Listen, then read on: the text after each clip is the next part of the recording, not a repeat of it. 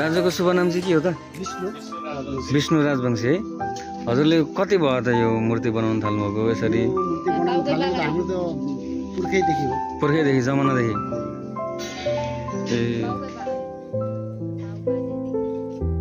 यतापट्टि माटोको छ, यतापट्टि हाम्रो सिमेन्टको मूर्ति, हाम्रो मन्दिरमा स्थापना हुने मूर्ति, दुर्गा माताको मूर्ति।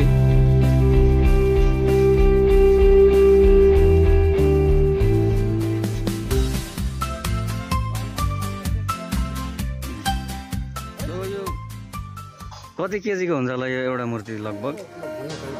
यो त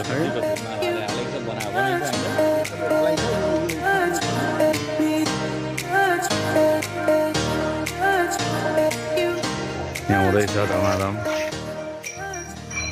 हामी एकदम हामीलाई अब दुर्गा पूजामा चाहिन्छ भनेर चाहिँ हतार हतार बुझ्दै आएका होइन त मनोज सर? के छ तपाईँलाई कस्तो लाग्दैछ यहाँ हेरिरहँदाखेरि? यहाँ हेरिरहँदा दाइको यो मेहनत होइन के भन्छ कालीगढ छैन अरे दाइको। आफ्नै घर परिवारबाट हेर्ने, घर परिवार बहिनी हेर्नुहोस् यहाँ मजाले। ए